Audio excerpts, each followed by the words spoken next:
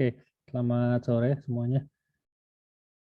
Eh, jadi untuk minggu ini pertemuan kita ini judulnya tentang sorting ya, atau mengurutkan data ya. Nah ini eh, cukup penting ya sorting itu ya, karena kita di apa namanya hampir semua kasus ya, hampir semua permasalahan itu kan kita berkaitan sama data ya. Nah data itu kan apa ya? Kalau pengen mudah dikelola kan harus diurutkan ya. Intinya sih kurang lebih gitu. Terutama kalau jumlahnya banyak. Bayangin kalau misalnya di apa namanya buku kontak ya, eh, phone book HP kalian, datanya nggak diurutin berdasarkan alfabet misalnya, tapi berdasarkan ya urutan inputinya misalnya kayak gitu ya. Nah itu kan dijamin waktu nyari kan bakal pusing ya. Waktu nyari misalnya mau cari namanya siapa, Agus gitu misalnya. Agus kan pakai huruf A gitu ya. Harusnya kan agak awal gitu kan, tapi kan itu kalau urut berdasarkan alfabet. Tapi kalau enggak kan ya urutannya kan acak ya. Acak kalian harus scroll lihat satu-satu gitu, sementara kontak kalian itu sampai 1.000 lebih gitu ya, harus di scrolling satu persatu ya. Ya itu kan anu ya makan waktu ya. Nah, karena itu yang namanya sorting itu penting ya. Kalau misalnya datanya udah diurutin, kalian mau nyari orang namanya agak belakang misalnya Susi gitu ya pakai huruf S gitu ya. Nah itu kan tinggal di phonebook kalian kan langsung di scroll aja agak jauh gitu ya, sampai kira-kira agak agak belakang, nah baru tinggal dicari kan lebih cepat ya, daripada harus nyari satu persatu ya, dilihat baris demi baris itu ya pasti lama ya. Nah itu kegunaan sorting itu ya. Nah ini ada dua algoritma yang kita bahas, yaitu quick sort sama merge sort ya. Ada dua ini ya. Sebenarnya ada banyak ya algoritma sorting itu, ada banyak sekali ya. Sorting algorithm complexity. Ini ya. Nah, jadi ini sorting itu algoritmanya sebenarnya ada lumayan banyak ya. Ada lumayan banyak. Kalau dulu sih biasanya yang diajarin tuh yang ini ya, bubble sort, insertion, selection itu juga diajarin. Cuman kan kita kan kalau menilai sebuah algoritma kan kita ngitung worst case-nya ya. Worst case-nya ini loh, yang sebelah kanan ini, yang kita nilai kan ini ya, atau big O gitu ya, big O-nya. Nah kalau kita lihat kan yang bubble sort, insertion, sama selection itu kan anu ya, apa namanya, kompleksitasnya n kuadrat ya, n pangkat 2 ya. Worst case-nya rata-ratanya juga sama, rata-ratanya juga n pangkat 2. Jadi kan anu ya, apa ya istilahnya ya, kurang bagus gitu loh ya. Rata-ratanya n pangkat 2, worst case-nya apalagi ya. Nah kalau yang quick sort itu worst case-nya memang sama-sama n pangkat 2, tapi at least rata-ratanya average-nya itu n log n ya. Jadi lebih bagus ya, secara keseluruhan lebih bagus ya. Apalagi yang mersort ya, mersort tuh average sama worst case-nya itu sama-sama n log n ya. Gitu. Jadi ini yang paling bagus yang mersort ya, yang kita pelajari sekarang ya. Kalau yang lain sih ada yang ini ya, radix sort sama counting sort ini nggak diajarin karena ini terlalu kompleks ya, butuh kasusnya sangat khusus sekali ya. Jadi nggak bisa untuk apa namanya kasus secara umum ya. Jadi yang kita pelajari adalah yang dua yang kira-kira paling mendingan ya, quick sort sama merge sort ini ya. Nanti ada heap sort juga, tapi ini waktu materi binary tree, karena ini kan pakai tree ya. Ada heap sort gitu. Cuma agak belakangan tim sort sih enggak ya. Jadi yang dua ini yang kita pelajari hari ini ya, quick sort sama merge sort. Oke. Untuk penjelasan konsepnya udah dijelasin di kelas teori, jadi saya langsung ke prakteknya aja ya. Jadi kan ada yang namanya konsep ini ya, divide and conquer ini ya, DAC ini kan. Jadi algoritma sorting itu ada yang apa istilahnya, langsung di compare ya. Jadi tiap data itu di compare satu persatu ya. Jadi antara satu data dengan semua data yang ada dibandingin ya, sampai semuanya tuh saling sudah ada komparasinya gitu loh. Nah kemudian ketahuan datanya tuh harusnya diposisiin di mana Gitu. Itu cara yang pertama, di-compare satu per satu. Nah, kalau yang model kayak gitu pasti kompleksitasnya ini n pangkat 2. Kayak bubble sort, insertion, sama selection itu kan tiap data kan di-compare ke data yang lain gitu. Jadi ibaratnya kayak misalnya kalian di kelas ada 30 mahasiswa. Nah, setiap mahasiswa itu harus mendapatkan tanda tangan dari seluruh siswa yang lain. Artinya kan berarti setiap mahasiswa kan ya, ketemu satu sama lain ya, minta tanda tangan gitu kan. Nah, sekarang tinggal dihitung ada berapa tanda tangan yang didapat. Nah, ya kan. Nah, itu kompleksitasnya kurang lebih kayak gitu. Kan banyak banget ya jumlah tanda tangan di total satu kelas itu, tanda tangan seluruh siswa yang berhasil didapat ada berapa sih? Nah, itu ya ini n pangkat 2 itu kan boros ya. Gitu. Itu yang model komparasi. Nah, kemudian ada cara yang kedua yang divide and conquer ya. Jadi kalau misalnya di sebuah kelas saya minta kalian apa namanya minta tanda tangan satu sama lain tapi dibagi dulu ya, saya bagi jadi 2 kelompok ya dalam satu kelas. Yang NIM-nya genap masuk kelompok kiri, yang NIM-nya ganjil masuk kelompok kanan misalnya kayak gitu. Nah, nanti yang NIM-nya genap itu silahkan saling minta tanda tangan. Terus kemudian yang NIM-nya ganjil juga silahkan saling minta tanda tangan. Ya kan, kan ketemu satu sama lain. Nah, akhirnya kan apa namanya jumlah tanda tangannya ada berapa sih? Nah, kayak gitu. Kan lebih sedikit ya. Nah, itu. Jadi yang divide and conquer itu memang lebih efisien. Ya, seperti itu. Oke. Ini jadi divide and conquer itu intinya pertama dibagi dulu ya. Kalau kita punya sekumpulan data dipecah dulu. Nah, cuman mecahnya itu ada beberapa cara ya, antara merge sort sama quick sort itu cara mecahnya berbeda ya. Setelah dipecah ke kelompok yang lebih kecil sampai kelompok terkecil ya, sampai cuma tinggal sebiji-sebiji gitu, kemudian digabungin ya, dikombin. Gitu caranya ya. Ya misalnya ini ya, kita punya sekumpulan data, ada 8, kita potong jadi 2, ya. Ini kan berarti ada 4 ya. Nah, 4 ini kita potong jadi 2 lagi, ini kita potong lagi sampai tinggal sebiji, ya, tinggal satu-satu. Ya. Nah, setelah cuma tinggal satu, ya digabung lagi. Ya. Caranya kurang lebih kayak gitu. Nah, karena ini kan kita butuh memecah sekumpulan data menjadi bagian-bagian kecil kan, sementara kita nggak tahu iterasinya berapa kali. Nanti kan kalau datanya 8 kan kita butuh iterasi 1, 2, 3, 4 ya. Harusnya ada 4 iterasi. Ya. Kalau 8, 4 iterasi. Kalau 10, berapa iterasi? Kalau 20, nah karena kita susah ngitungnya jumlah iterasinya, maka akan lebih mudah kalau pakai fungsi rekursif. Ya. Intinya rekursif itu kan selama datanya masih lebih dari satu, ya per kelompok ini lebih dari satu, ya dipecah lagi. Gitu loh. Intinya rekursif kan gitu. Ya kan? Ya, makanya yang algoritma yang ini, di AC ini, divide and conquer, biasanya selalu pakai rekursif supaya lebih gampang source code-nya. Sebenarnya bisa tanpa rekursif, cuman jadi ribet ya. Kalau dibaca susah ya, gitu. Kalau pakai rekursif jadi ya at least lebih lebih lebih mudah di masih bisa lebih mudah dipelajari ya daripada kalau nggak pakai rekursif mungkin wah setengah mati, variabelnya juga butuh banyak mungkin ya kayak gitu. Oke, kemudian ini kalau yang ini itu fungsi max ya. Jadi kalau kita mau pakai algoritma, mau pakai konsep DAC untuk mencari nilai maksimal, ya di antara semua data ini nilai paling gede berapa sih? Tapi pakai konsep DAC. Nah ini caranya seperti ini ya.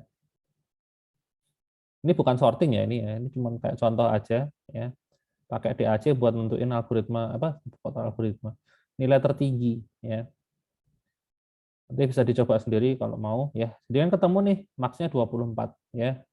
Nilai tertinggi 24 bener nggak sih? Kita lihat aja dari sekian. Ya bener ya, paling tinggi 24 ya. Caranya gimana sih? Caranya ya dipecah jadi 2, kiri kanan dipecah lagi sampai akhirnya hanya tinggal sebiji ya, satu kelompok. Nah, kemudian digabung lagi ya. Jadi ini kan ini sepasang ya. Satu-satu itu ya di-compare gede mana sih? Oh, gede 24. Ini di-compare nih gede mana 13. Ini gede mana 17. Oh, ini gede mana 14. Nah, ini 24 sama 13 di apa? Compare lagi. Kayak kalau turnamen itu loh, ya turnamen sepak bola ya, Piala Dunia itu misalnya ini negara mana Indonesia gitu ya, ketemu mana nih, misalnya Italia gitu ya, menang mana? Oh, menang Indonesia misalnya. Ya udah di sini terus mana nih Brasil gitu ya, terus lawan mana Argentina itu misalnya. Oh, menang Brasil gitu. Terus Indonesia lawan Brasil berarti kan menang mana? Oh, Indonesia lagi. Ya udah. Di sini terus Indonesia masuk final, ketemu siapa? Ya udah tetap menang Indonesia ternyata. Ya, ya sudah. Itu caranya ya. Jadi dua-dua itu di compare ya. Persis kayak turnamen sepak bola ya. Kayak Piala Dunia itu ya. Itu untuk fungsi max. Nah, cuman yang kita bahas sekarang kan yang ini ya, quick sort sama merge sort. Oh ya, ini teknik DAC ya, divide and conquer itu ya memang ada kelebihannya, yaitu lebih efisien kan tadi kan, karena dia mampu memecah masalah ya. Jadi kita kalau punya masalah yang gede, data maksudnya masalah itu data ya, datanya gede itu bisa dipotong jadi kecil-kecil ya. Nah, jadi ngerjainnya lebih gampang ya, jadi bisa lebih efisien tentunya ya. Nah, kemudian karena dia itu bisa memecah data, dia bisa paralel ya. Jadi kayak ini ada 1, 2, 3, 4, ya kan? Ada empat apa namanya? 4 kelompok ya, yang saling di compare satu sama lain ya. Ini 15 sama 24 kan di compare, 13 sama 12. Ya kayak itu sepak bola, pertandingan sepak bola, turnamen itu kan misalnya ada ini Indonesia tadi lawan Italia itu ya, terus Brasil lawan Argentina. Yang Indonesia lawan Italia pertandingannya diadain bareng sama yang Brasil lawan Argentina kan bisa kan? Jadi beda stadion gitu loh maksudnya. Bisa aja kan? Gitu. Jadi dikerjakan sendiri-sendiri ya, tanding sendiri-sendiri, terus kemudian nanti kan ketemu gitu. Ya ini kan bisa nggak harus nunggu ya. Jadi misalnya Indonesia sama apa tadi Indonesia lawan Italia harus selesai dulu, baru Brasil lawan Argentina baru bisa tanding kan enggak ya? Kecuali kalau stadionnya cuma satu, nah itu harus nunggu ya. Tapi kalau stadionnya banyak, ya udah empat-empatnya tanding bareng juga nggak apa-apa kan gitu kan. Itu paralel ya. Apalagi apa namanya zaman sekarang yang namanya komputer itu kan core-nya kan banyak ya. Kalau zaman dulu mungkin memang betul proses itu harus saling tunggu ya. Karena kan zaman dulu kan prosesor core-nya cuma satu ya, Intel Pentium Pentium 1, Pentium 2 ya. Pentium 4 aja juga masih satu ya core-nya ya. Tapi dulu Pentium 4 itu sudah istilahnya ada fitur hyperthread, jadi bisa dua proses bersamaan dalam satu core ya. Nah, habis itu kan muncul ya prosesor Core Duo ya, kalau mungkin kalian pernah dengar ya. Dual core dulu ding, dual core Intel dual core gitu kan, terus Core Duo, terus muncul Core 2 Duo ya. Habis itu baru yang sekarang kita kenal i sekian ya, i3, i5, i7 ya gitu. Ya sekarang core-nya sih udah banyak ya, 8 core, 12, nggak tahu sampai berapa ya, nggak hafal saya. Ya, pokoknya banyak lah. Oke, itu ya. Jadi kalau apa namanya pakai pakai ini DAC itu kita bisa multi thread ya, paralel gitu, dikerjakan barengan. Jadi bisa lebih cepat dari sisi waktunya. Nah, karena dia pakai rekursif ya pasti ada minusnya juga ya, yaitu lebih lambat. Ya karena kan rekursif itu kan ada proses yang tertunda ya. Jadi dia manggil fungsi yang sama ya, dipanggil berulang-ulang padahal fungsi yang sebelumnya belum selesai gitu. Jadi stack-nya banyak ya, tumpukannya. Oke. Yang kita bahas dulu adalah yang quick sort ya. Quick sort. Jadi quick sort itu idenya adalah kalau kita punya, ini ada contohnya, oh, nggak ada gambarnya ya.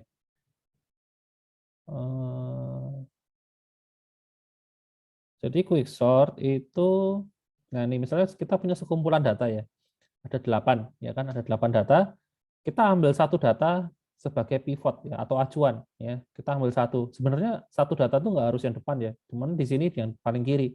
Sebenarnya boleh yang paling kanan, boleh yang di tengah, boleh yang manapun ya, sembarang. Itu acak kok kayak ngambil undian ya. Nah, kemudian misalnya di sini ambil yang paling kiri ya, 10 gitu. Nah, itu kan dijadikan acuan kan. Berarti yang 10 ini saya tutup ya, saya ambil gitu. Jadi sisanya hanya tinggal ini. Ya, 23 sampai 13 ini. Nah, dicek satu persatu ya, 23 sampai 13. Jadi kita mulai dari depan dulu, 23 dikompar sama 10, gede mana? Oh, gede 23, ya sudah 23 ditaruh di kelompok kanan. Ya. 51 sama 10 gede mana? Gede 51, berarti 51 taruh kanan. 18 sama 10 gede mana? Gede 18, taruh kanan. 4 sama 10 gede mana? Oh, gede 10, berarti 4 taruh kiri. intinya data yang lebih gede ditaruh di kelompok kanan, sedangkan data yang lebih kecil taruh kelompok kiri. Ya, akhirnya akan terbentuk dua kelompok seperti ini. Ya, karena hanya ada dua nilai yang lebih kecil dari 10, yaitu 4 sama 5. Taruh di kiri. Sedangkan data yang lebih gede itu taruh di kanan ya, taruh sini. Gitu. Nah, ini proses ini namanya partisi ya. Ini namanya proses partisi, membagi. Nah, akhirnya kan 10 ini posisinya kan pasti sudah benar di sini ya. Sudah benar di tengah. Yang jelas di sebelah kirinya angka 10 sudah pasti dijamin hanya ada dua angka ya. Perkara posisinya benar apa salah nggak tahu. Yang jelas hanya ada dua. Sedangkan di sebelah kanannya angka 10 itu pasti hanya ada 5 angka, nggak mungkin nambah. Tapi posisinya nggak tahu ini benar apa enggak ya. Ya ini salah sih posisinya ya. Harusnya kan 13 duluan ya. 13, 18, 23, 31 baru 51. Tapi yang jelas 10 ini posisinya sudah benar. Jadi dia ada di posisi ketiga ya. Ini posisi pertama, posisi kedua, 10 ini posisi ketiga. Ini sudah betul posisinya ya. Hanya tinggal sisanya yang nggak tahu. Nah, sisanya ini dipecah lagi ya. Ini dipecah sendiri. 4 sama 5 kita pecah jadi 2. Ya. Ya karena cuma tinggal satu-satu, ya tinggal dibandingin aja 4 sama 5 mana yang harusnya di kiri gitu. Oh ya 4, ya sudah. Berarti ini udah bener posisinya. 4, 5, 10 ini udah bener. Nah tinggal yang ini, dipecah ya. Dipecah, ambil pivotnya kan yang paling kiri. Ya. Jadikan pivot di sini. Ya, 23 kan berarti di tengah ya. Terus kemudian dikompar satu-satu kayak tadi ya. 51 sama 23 gede mana? Oh gede 51. Berarti 51 taruh kanan. 18 sama 23 gede mana? Gede 23. Oh, 18 taruh kiri. 31 taruh kanan, 13 taruh kiri, ya sudah. 23 ini sudah betul posisinya di tengah. Ya, kirinya hanya ada 2, kanannya juga ada 2. Ya, cuman posisinya nggak tahu benar apa salah. Nah, kayak gitu.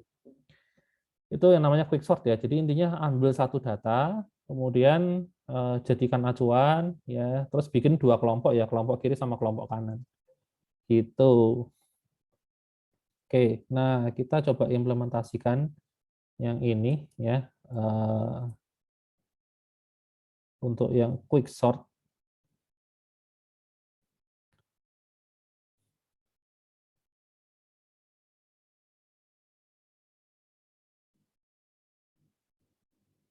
Quick sort.py.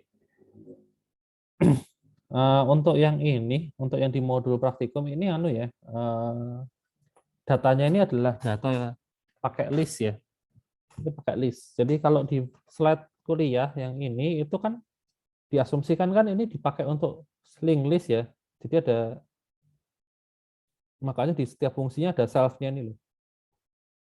Karena asumsinya ini dimasukkan ke dalam linked list ya. Gitu. Kalau yang di apa namanya? Di sini ini enggak di dalam linked list, ini berdiri sendiri, fungsinya independen ya. Tinggal datanya kita lempar ke sini aja gitu. Oke, nah jadi kalau quick sort itu kita butuh dua fungsi. Yang pertama fungsi quick sort itu sendiri, dan yang kedua adalah fungsi namanya partition ya, partisi gitu. Jadi di fungsi quick sort itu kita menerima beberapa parameter. Yang pertama data, yang kedua adalah indeks awalnya, yang kedua adalah indeks akhirnya ya.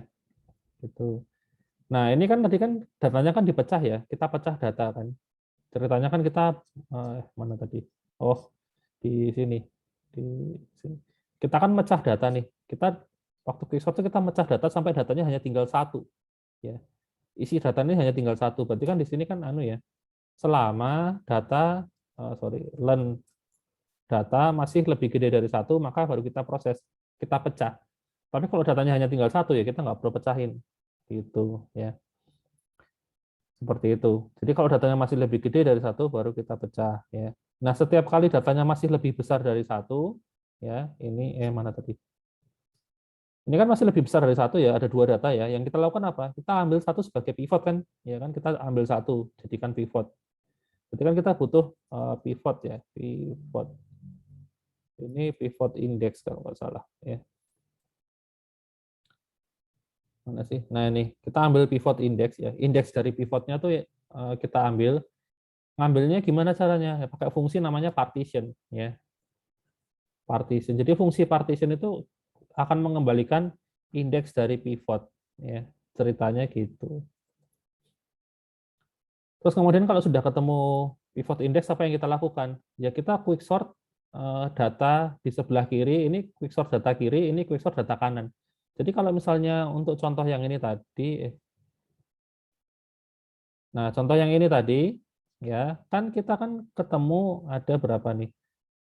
Ada indeks 0, 1, 2, 3, 4, 5, 6, 7 kan ada 7 data. Ada 8 data indeksnya 0 sampai 7. Ya. Terus kemudian kan kita ambil satu sebagai pivot ya. Kita ambil satu sebagai pivot dan kita lakukan partisi. Jadi kita dapat 2 data di kiri, 1 data sebagai pivot sama 5 data di kanan. Nah, kalau sekarang saya tanya, indeks dari pivotnya berapa? Ya diurutin aja, ini kan indeks 0. Ini indeks 1, ini indeks 2. Nah, berarti pivotnya ini nilainya 2 ya. Nah, berarti di sini waktu iterasi pertama kalau kasusnya sama seperti ini akan bernilai 2 ya. Indeks dari pivotnya kan 2. Ya ini 0, 1, 2. Kan pivotnya kan 10 ini loh. Indeksnya kan 2. Kan 0 kan di sini, 1 di sini, berarti ini 2 ya. Ini 3, ini 4, ini 5, ini 6, ini 7. Gitu, ini 2. Nah, kalau sudah ketemu pivot indeksnya 2, berarti kita pecah ya. Ini yang data di kiri ini dilakukan quicksort, yang kanan juga dilakukan quicksort ya. Nah, berarti kan tinggal ini panggil quicksort lagi. Datanya masih sama, cuman startnya itu tetap dari kiri, cuman n-nya adalah mulanya kan di sini. N-nya di sini ya. N-nya tuh posisinya mana? Pivot min 1. Ya, pivotnya kan ini kan posisinya 0, 1, 2. Ini 2 ya. Sementara yang akan kita quick sort sebelah kiri hanya sampai ini doang. Ya 2 ini. Berarti ini kan 1. Berarti ini pivot index min 1. Ya, gitu. Nah, sedangkan yang sebelah kanan itu startnya dari data yang angka 23 ini. Ya, itu indeks berapa? Itu indeks 0, 1, 2, 3. Indeks 3. Nah, itu kan indeks 3 kan berarti kan pivot tambah 1. Nah, berarti yang kanan itu caranya gini. Ya. Sama pakai data juga, cuman startnya tuh dari pivot index plus 1 ya, sampai selesai, sampai indeks terakhir. Gitu. Ini yang di modul ini ya. Nah, ini sama ya, pivot index min 1, ini pivot index plus 1 ya. Selesai. Nah, ini. Nah, ini proses yang utamanya sih ini ya. Ambil pivot index, terus yang kiri di quicksort, yang kanan di quicksort ya. Gitu. Nah, sekarang yang kita kerjakan adalah fungsi partisi. Partisi ini yang fungsi untuk mengurutkannya itu ya. Itu kuncinya di sini ya. Partition ya.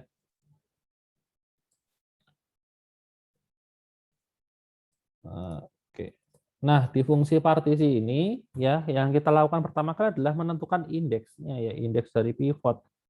Pivotnya itu kita mau ambil data yang di mana ya. Data yang di kiri kah atau yang di kanan kah atau yang di sebelah mana, bebas kan.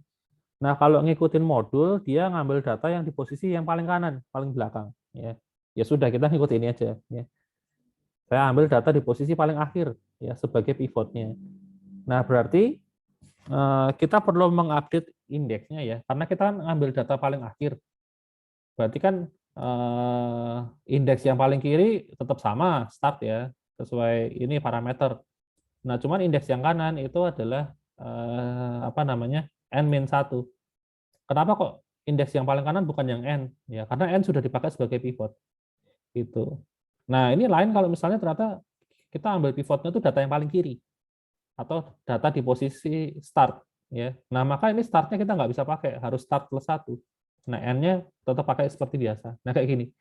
Ya. Tinggal menyesuaikan ini aja ya. Seperti itu. Ya. Jadi kalau kita pakai pivotnya tuh data start ya, berarti left-nya data yang paling kiri adalah data start plus 1. Gitu. Ya ini kayak gini tadi lah, yang mana tadi ya. Nah ini, kalau kita ambil 10 ya, ini kan kita punya 8 data ya. Data yang paling kiri kita ambil, berarti kan kita ambil data di posisi start ya. Kita ambil 10-nya, berarti kan 10 asumsikan hilang ya, meskipun sebenarnya nggak hilang, dia masih ada di sini. Ya. Cuman kan kita, data yang akan kita partisi kan 10 nggak ikut. Yang kita partisi kan mulainya dari 10, indeks startnya plus 1, yaitu sini. Ya, indeks 1. Startnya kan 0. Start plus 1 kan di sini, yaitu. Itulah kenapa ya ini start plus 1. Sama halnya kalau kita ambil pivotnya yang paling belakang. Ya. Data pertama di paling kiri kan ini 0, data yang paling akhir ya bukan yang ini, karena ini kita ambil sebagai pivot, berarti yang paling akhir yang ini. Ini kan n-1 berarti kan. Nah, itu yang di modul tadi. Nah, ini N-1 itu data yang paling kanan ya. N-1 gitu ceritanya. Nah, ini harus kita lakukan pertama ini, tentukan pivot, terus menentukan posisi data yang tersisa. Data tersisa paling kiri itu posisinya mana, data sebelah kanannya mana gitu, paling mentok ya, yaitu N-1. Ya tadi karena data yang N sudah kita ambil sebagai pivot. Oke, berikutnya tuh, langkah berikutnya ngapain? Oh, bikin looping ya, while. Nah, ini yang proses yang mungkin cukup membingungkan ya. Selama left masih kurang dari right. Nah, ini maksudnya gimana sih? Kan kita di sini punya left, kita punya right kan. Saya gambarin pakai ini, data yang ini aja. Ini ya, saya bikin ilustrasinya di mana ya? Di sini deh.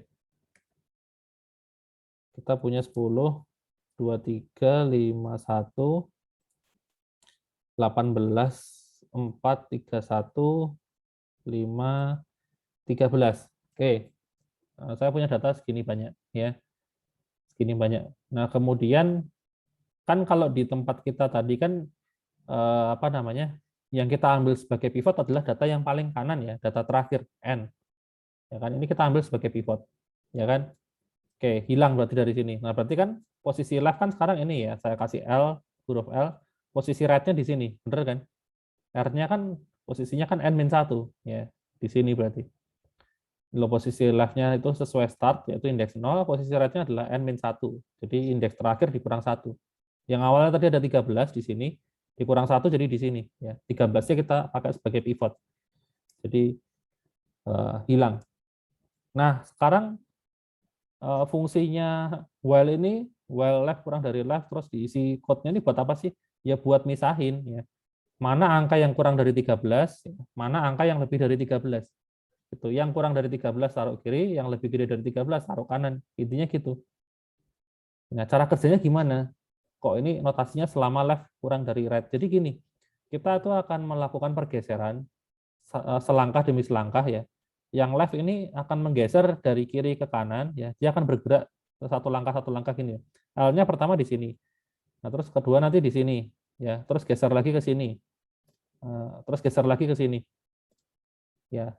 Sampai bersilangan dengan R ya. R-nya juga sama, R-nya nanti mundur ya. R-nya nanti mundur. Pertama kan di sini, terus kedua nanti di sini, geser mundur-mundur terus sampai dua-duanya saling menyilang. Jadi kalau sampai terjadi seperti ini, misalnya R-nya di sini ya. R-nya di situ dan kemudian L-nya di sini. Nah, ini berhenti ya. Jadi mereka saling bersilang. Ya, R-nya di kiri, L-nya di kanan. Nah, itu akan berhenti prosesnya. Gitu. Nah, terus kok bisa bisa buat misahin caranya gimana sih? Ya ini, kita coba ketik dulu ya source code-nya. Selama left kurang dari right ya, maka yang dilakukan adalah ini selama ya data di posisi left itu nilainya lebih kecil dari pivot, berarti nggak ada masalah ya. Left-nya di increment. Terus kemudian selama data di posisi right itu posisinya lebih besar dari pivot, maka tidak ada yang keliru ya. Right-nya di decrement, dikurangi. Kan geser ke kiri right-nya kan. Artinya apa? Artinya kalau misalnya di sini ketemu data yang lebih kecil dari apa namanya? Dari pivot, berarti memang posisinya di situ gitu loh. Misalnya ini 10 ya. 10 kan lebih kecil dari 13, betul nggak? Ya berarti 10 tuh posisinya di kirinya 13 gitu loh. Ya berarti nggak ada masalah, sudah betul. Geser ke sini L-nya. Nah, sekarang ketemu ternyata ada angka ini 23. Ya, 23 lebih kecil dari 13 enggak? Oh enggak. Ya sudah. Looping-nya ini berhenti di sini ya. Looping yang ini left-nya ini berhenti di sini sementara. Nah, sekarang kita tinggal cari yang R ya. Yang R kita periksa. R ini lebih besar dari 13 enggak? Kalau nilai R-nya lebih besar yang ini, maka posisinya sudah betul berarti di sebelah kanan. Oh, tapi ternyata enggak ya. Ternyata enggak. R-nya ini ternyata lebih kecil dari 13, berarti ini salah posisi angka 5. Nah, yang kita lakukan apa? Ditukar posisinya. 23 sama angka 5 ditukar. 5-nya jadi di sini, 23-nya jadi di sini. Nah, gitu. Ceritanya gitu. Habis itu baru bisa geser ya. Iterasi berikutnya L-nya geser lagi di sini kan. Dicek, ini lebih kecil dari 13 enggak? Oh enggak, berarti ya sudah berhenti di sini. L-nya sementara berhenti di sini. Terus R-nya mundur. R-nya mundur satu langkah ke sini. Ini lebih gede dari 13 enggak? Ini lebih gede, berarti sudah betul posisinya. Geser lagi.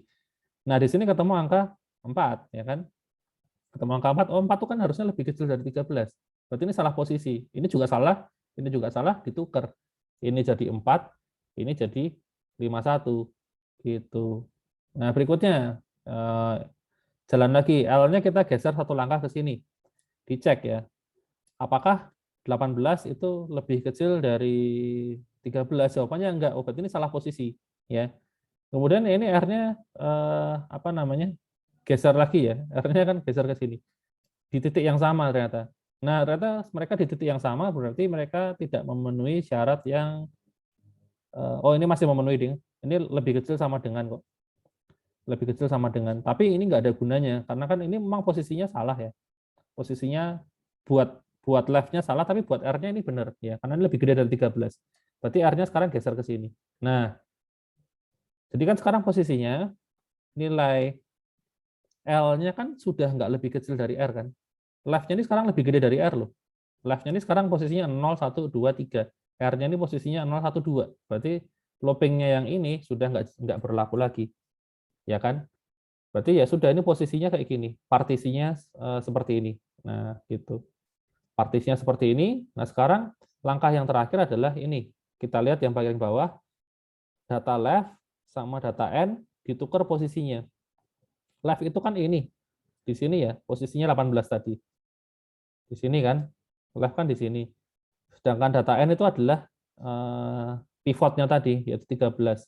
Ditukar. Ya, 13 tadi kan di posisi paling belakang ya. Di sini kan. Ditukar posisinya ini 18, ini 13. Nah, kayak gini akhirnya. Ya. Ini pivot. Nah, sekarang kan sudah jelas ya, di sebelah kirinya pivot sudah pasti ada 3 data, sebelah kanannya pivot sudah pasti ada 4 data. Ya. Seperti itu. Ya, ini iterasi pertama kayak gitu cara kerjanya. Ya. Itu cara baca algoritmanya ya. Ini jadi if left kurang dari sama dengan right, kita tukar posisinya ya, data di left, data di right, ya dibalik. Data right, data left ya, terus kemudian left-nya increment, right-nya decrement. Terus kalau sudah selesai, data di left ditukar sama data di n ya. Ini data di n, data di left. Ya sudah, cuman gini aja ya. Oh, lupa saya return left ya. Karena kan dia harus balikin indeks dari pivotnya kan. Pivotnya kan sekarang menempati posisi left ini. Ya, ditukar sama n kan. Gitu, dibalikin ke sini. Ya. Oke. Itu penjelasan dari saya tadi ya. Step by step-nya seperti itu. Ya, sekarang tinggal kita coba aja, misalnya kita punya data, ya saya acak, saya punya 70, 50, 90, 10, 25, 50, 13. Ini ada 1, 2, 3, 4, 5, 6, 7. Ya, 7 tambah satu lagi deh, 40. Oke, seperti ini. Kemudian saya panggil quicksort, saya masukin data, kemudian startnya ya indeks 0 startnya ya. N-nya ya indeksnya len data min 1 ya, seperti itu. Nah, terus kemudian saya coba print, bener nggak sih jadi urut ya. Kita lihat hasilnya, loh, apa nih error apa ya?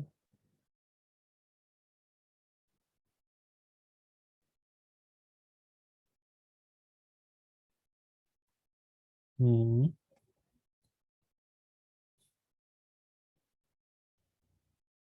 Maximum recursion depth exceeded in comparison. So, sebentar, apakah ada yang keliru?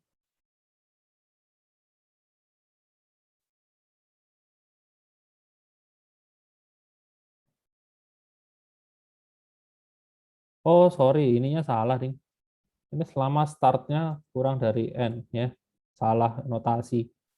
Ya, datanya kan pasti lebih dari satu ya, sorry sorry. Ini kan yang pengecekannya pakai data lebih dari satu itu yang merge sort ya. Karena merge sort itu nanti datanya di replace ulang ya, ditimpa ulang. Kalau ini datanya kan tetap utuh sebenarnya ya. Makanya ini loopingnya infinite terus ya. Oke. Nah, ini baru bisa ya. Ini ya sudah urut ya, dari kecil ke paling besar ya, 10, 13, 25, 40, 50, 50, 70, 90. 50-nya 2 ya. Oh iya ya. Ganti aja 60 ya. Nah, oke, ini sudah berhasil urut ya. Itu quicksort ya. Quicksort. Kenapa kok quicksort? Worst case-nya tuh n kuadrat. Ya ini kita lihat aja. Ini ada looping, dalamnya ada looping lagi. Ya sudah pasti. Ini loopingnya dari kiri sampai kanan kan, kirinya kan paling kecil 0 ya. Kanannya kan paling maksimal ya sesuai dengan ukuran panjang datanya, yaitu kalau datanya 10 ya n berarti kan.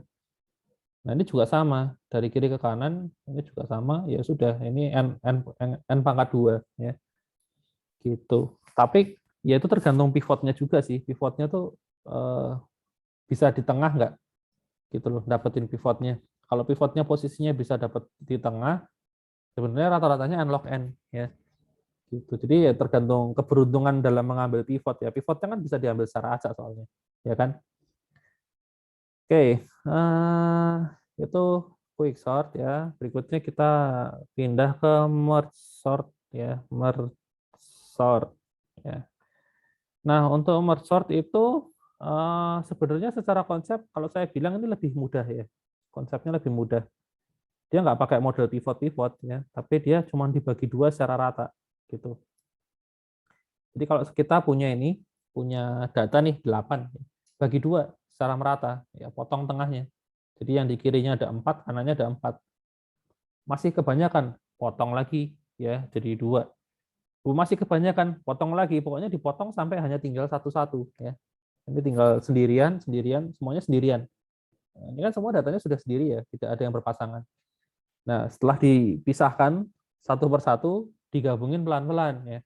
Nah, waktu gabungin, lihat urutannya ya. Misalnya 10 sama 23, mana yang lebih dulu? Oh ya 10 kan duluan. Ya sudah 10 duluan baru 23. Yang ini juga sama 51 sama 18, mana yang lebih duluan? Yang duluan harusnya 18. Oh, 18 taruh kiri. 51-nya kanan. Nah, sekarang giliran kelompok yang pertama gabung sama kelompok yang kedua. Nah, ini juga harus memperhatikan urutan ya. 23-nya sama 18 gede mana? Oh, gede 23. Dibalik urutannya ya. Jadi 10, 18, 23, 51. Yang terakhir tinggal digabungin gitu. Ya intinya gitu ya.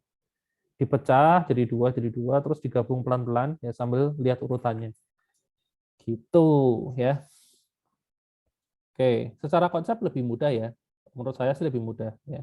Dan di sini kita cukup panggil aja, di sini ada data ya. Data eh, satu doang kayaknya, iya nggak ada fungsi yang lain. Nah, kemudian selama apa namanya? Ya ini tadi yang saya bilang ya. Karena datanya itu kan diperbarui ya, ukurannya dipotong-potong terus ya. Jadi pengecekannya pakai ini, if len data masih lebih gede dari satu, maka lakukan proses merge sort ya. Merge sort.py gitu. Nah, yang dilakukan tadi apa sih? Setiap kali iterasi dipotong jadi dua datanya ya. Jadi kita ambil dulu titik tengahnya ya. Kita ambil dulu titik tengahnya ya sesuai dengan ukuran dari data ini dibagi dua ya, dibulatkan ke bawah ya. Itu posisi tengahnya. Jadi kalau misalnya untuk contoh yang ini kan panjangnya kan 1,8 ya. Panjangnya 8. 8 dibagi 2 kan 4 ya. Nah, berarti data yang pertama itu adalah indeks 0 sampai kurang dari 4, yaitu indeks 3 ya. Ini ya. Dari 10 sampai 18 ini diambil ya. Kemudian yang indeks 4 dan seterusnya itu jadi data yang kedua, yang kanan ya. Nah, berarti di sini data yang kiri itu adalah data dari posisi 0 sampai posisi tengah ya. Sedangkan yang kanan itu data dari posisi mid ya tengah sampai habis. Nah, kayak gini. Kita potong jadi dua bagian ya. Gitu. Nah, kalau sudah dipotong jadi dua bagian, di merge sort lagi ya. Panggil lagi merge sortnya. Gitu. Jadi ini kan setelah dipotong ya, panggil lagi merge sortnya. Merge sort yang sebelah kiri, yang left, merge sort yang sebelah kanan, yang right. Nah, kayak gini. gitu. Nah, setelah ini kan berarti langkah pertama kan datanya dipotong. Setelah dipotong, diiterasikan lagi ya. Di dalamnya nanti ya dipotong lagi, potong-potong-potong sampai habis. Nah, kalau sudah habis apa yang kita lakukan? Ya kita gabungin pelan-pelan ya. Gitu. Nah, pas gabungin pelan-pelan itu kita konsepnya juga sama, pakai prinsip yang sama ya, divide and conquer ya.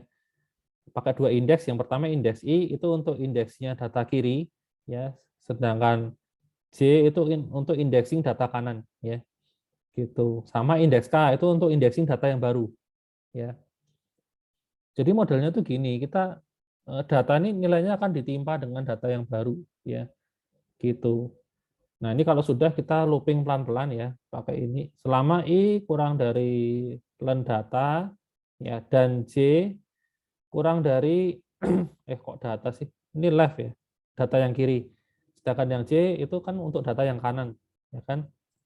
Nah, yang kita lakukan apa? Kita compare ya kiri sama kanan ya. Kalau misalnya data di kiri di indeks ke I itu masih lebih kecil atau sama dengan data di kanan ya, indeks ke J ya, yang kiri ternyata lebih kecil. Ya berarti kan yang kita taruh sebagai data yang baru kan adalah data yang kiri ya. Kayak gini. Terus I-nya kita plus 1 ya. Tapi kalau ternyata kebalikannya ya sudah data yang baru itu adalah kita taruh sebagai pakai data yang kanan ya. Right index ke J ini ya. Terus J-nya kita increment ya. K-nya juga jangan lupa di increment karena data kan nambah ya. Nah, berarti nanti masih sisa dong. Bisa jadi kan data yang kiri lebih kecil semua ya. Habis loopingnya. Ya sudah. Langkah yang terakhir selama apa namanya? Mana sih? Nah, selama I masih kurang dari len left ya. Ya kita masukin ke data K ya. Data K sama dengan left ke I ya. I plus 1, K juga plus 1. Demikian juga untuk yang data kanan ya.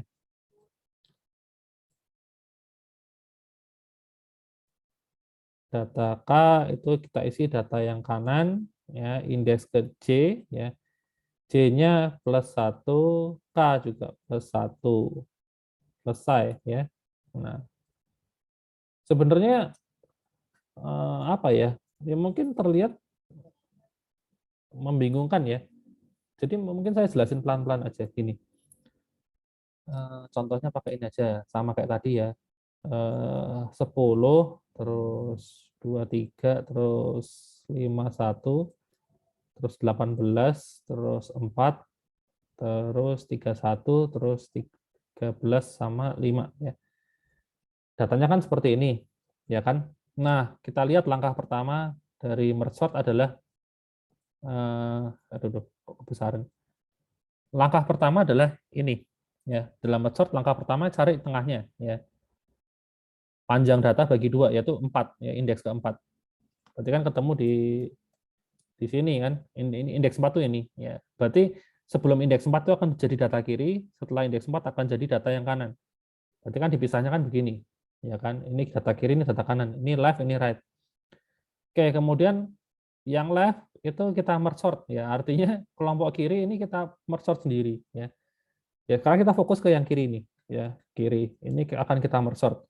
Ini juga sama, panjang datanya berapa bagi 2. Akhirnya terbagi 2 kelompok. Jadinya gini. Nah, ini akhirnya kita fokus ke yang sini ya. Nah, yang sini kita bagi 2. Ketemulah seperti ini.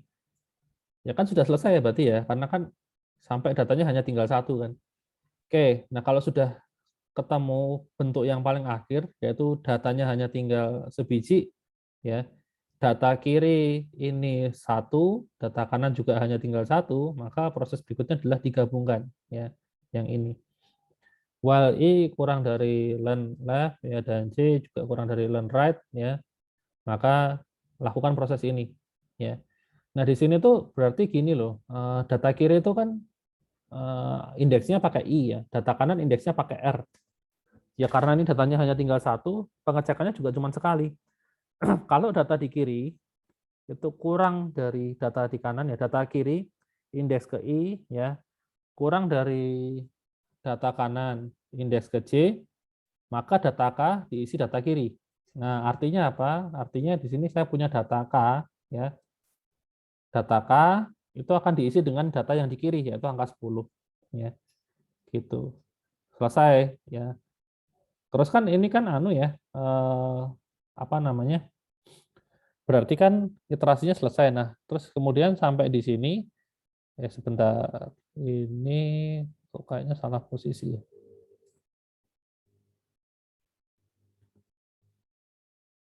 Oh enggak, oh ya sorry, ini salah. Ini keluar sekali. Nah di sini, ya. Berarti iterasi ini hanya jalan sekali, ya, karena I-nya kan sudah saya input ke sini. Berarti kan I-nya kan tadi kan awalnya kan 0 ya, jadi 1 ya. I-nya kan 1 sekarang kan, naik 1 kan. Ini kan di plus 1 soalnya di sini. Nah, waktu di while-nya mau di looping lagi, ini sudah nggak berlaku, artinya looping-nya selesai. Ya. Jadi sementara hanya ada angka 10 di data K. Ya. Nah, kemudian kita lanjut ke yang bawah, yang looping yang ini. Selama I kurang dari left, maka kita habisin sisanya. Tapi kan I-nya sudah habis. Ya. I-nya kan tunggal 1 dan itu sudah masuk ke sini. Berarti yang tersisa adalah data yang kanan, yang right. Ya. Oh, ini bukan R, ini J ya, sorry. Nah, ini selama J masih kurang dari len, J-nya kan 0, ya kan? Ini kan J-nya 0. Len-nya kan 1. Kan 0 kan masih kurang dari 1. Ya, kita ambil sisanya, kita masukin ke data K, ya. Kita ambil sisanya semua masukin ke data K, ya sudah. Kita masukin ke sini. Jadilah seperti ini. Ya. Gitu. Nah, demikian juga yang ini ya. Ini data K untuk yang ini. Kemudian di sini juga ada data K yang lain ya. Ini ada data K yang lain. Data K yang berikutnya tuh ini. Di sini 18 sama 51. Sorry, 51 ini. Jadi ada dua data. Nah, ini kan kemudian akan jadi, kan rekursif kan dibalikin ke atas ya. Ini akan dibalikin sebagai left. Ini akan dibalikin sebagai right. Ya. Dibalikin sebagai right. Nah, akhirnya gini lagi. Kita punya 10 sama 23. Kemudian kita punya 18 sama 51. Sama kayak tadi. Ya, 10-nya ini kita pakai I. Yang kanan ini 18-nya kita pakai J. Terus kita punya data K yang baru. Ya. Oke, di compare dulu. Data di posisi ke I sama ke J, gede yang mana? Oh, gede yang, kecil yang mana? Oh, kecil yang I, berarti I masukin. Ya. Geser I-nya. I-nya kan awalnya 0 tadi kan. Geser jadi 1, artinya kita I-nya geser ke sini. Nah, ke sini. Terus di compare lagi. Data di posisi ke I sama ke J, kecil mana? Oh, kecil yang J. J masukin ke sini. Ya. J-nya increment. Kayak gini. Compare lagi. Ya, data di posisi ke I sama ke J gede mana? Oh, kecil mana? Oh, kecil yang I. Ya sudah, I-nya masukin ke sini. I-nya increment. Nah, I-nya kan sudah habis ya. I-nya kan di increment sudah lewat batas, akhirnya posisinya loopingnya selesai. Tapi masih ada looping yang bawah. Itu tadi looping yang atas ini loh, yang ada komparasinya. Ya. Bandingin data yang kiri sama kanan tuh kecil yang mana sih? Gitu loh. Kalau kecil yang kiri, ya kiri yang dipakai. Tapi kalau kecil yang kanan, kanan yang dipakai. Gitu. Ini fungsinya yang ini. Nah, kalau ternyata sudah selesai dan masih ada sisa data, dilanjutin pakai yang ini. Ini untuk ngabisin yang kiri, ini untuk ngabisin yang kanan. Nah, di sini kan posisinya kan yang habis kan yang kiri ya. Kiri sudah habis, tapi kanan masih ada 51. Ya sudah, dimasukin aja semua langsung kayak gini. Selesai ya. Kayak gitu, dan seterusnya sampai akhirnya ini ya. Sampai ke posisi yang paling atas, ini posisinya left. Ini yang left ya. Kemudian yang right ini, tapi posisinya sudah urut ini di sini 4, 5, 13 sama 31 ya. Seperti ini. Ya, ini sama juga, I-nya dimulai dari sini, J-nya dimulai dari sini. Dikompar satu-satu ya. Yang kiri I sama J kecil mana? Oh, kecil yang J. J kan 4. J masukin duluan. Terus J-nya geser ya ke sini. I sama C kecil mana? Oh, kecil yang C. Sudah, J-nya masukin lagi. J-nya geser. I sama C kecil mana? Oh, kecil yang I. I-nya masukin. Ya, gantian I-nya geser kayak lomba gitu ya. I-nya di sini sekarang. Terus lagi I sama J kecil yang mana? Oh, kecil yang J. J-nya masukin ke sini. Ya. J-nya geser. Seret. compare I sama J kecil mana? Kecil yang I, masukin. Dan seterusnya lah, kayak gitu. Ya. Sampai akhirnya semuanya kan urut pasti kan. Nah, itu cara kerjanya merge sort ya. Seperti itu. Oke. Kita coba saya copy aja. Kita coba apakah berhasil. Kita lihat hasilnya. Oh, error ternyata. Apa ini? Oh, ini nih salah. Cuma data doang harusnya. Oke. Nah, ini ya hasilnya ya. Betul ya, 10, 13, 25, 40, 50. Sudah urut kan?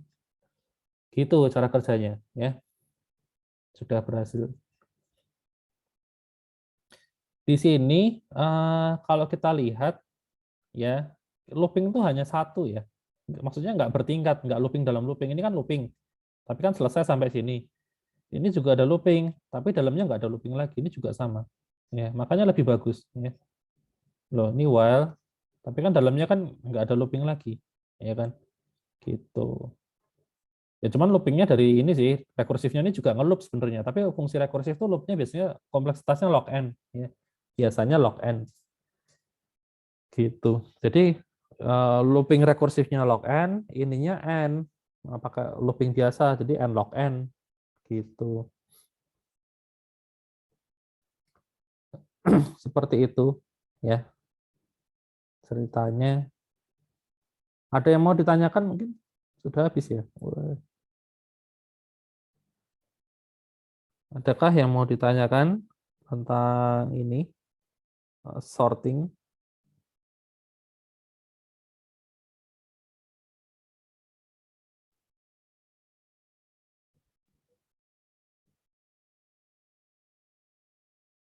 Tidak ada?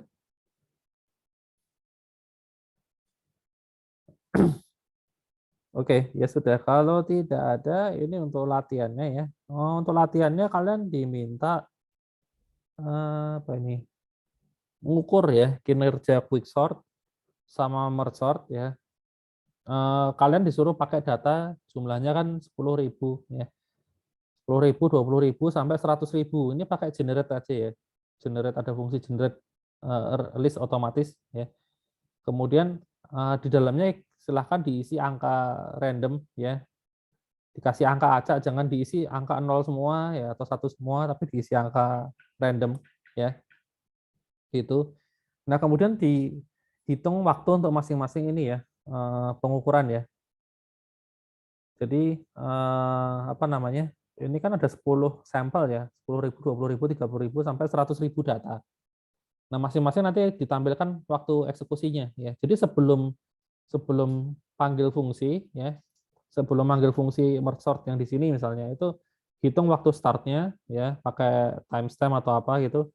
Terus di sini setelah merge sort juga diambil waktu n-nya ya. Kemudian nanti ini kan tadi ada waktu startnya ya, ini waktu n-nya. Nah, berarti nanti waktu yang dibutuhkan adalah n dikurangi start ya.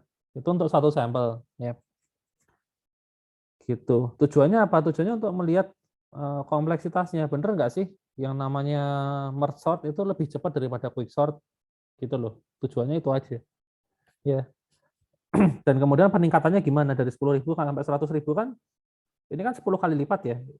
10.000 ke 100.000 kan 10 kali lipat. Nah, apakah waktu yang dibutuhkan juga meningkat sebanyak 10 kali lipat apa enggak? Gitu. Atau jangan-jangan naiknya bisa 20 kali lipat. Nah, kalau yang quick sort harusnya sih naiknya bisa lebih dari 10 kali lipat ya. Karena kan dia kompleksitasnya n kuadrat. Gitu. Ya. Sedangkan yang ini n log n ya yang naiknya sih mungkin sekitar 15 kali lipat lah. Gitu. Kalau yang ini naiknya bisa 100 kali lipat ya. Bisa 100 kali lipat tapi belum tentu ya. Gitu. Kemudian yang terakhir apa? Carilah contoh masalah lain. Oh, ini sih tinggal cari ya kasus lain gitu ya. Gampang. Oke, itu mungkin untuk pertemuan hari ini. Sebelum saya akhiri mungkin ada yang mau ditanyakan nggak?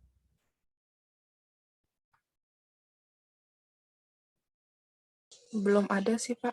Oke, ya sudah. Kalau tidak ada, mungkin kelasnya sampai di sini aja ya.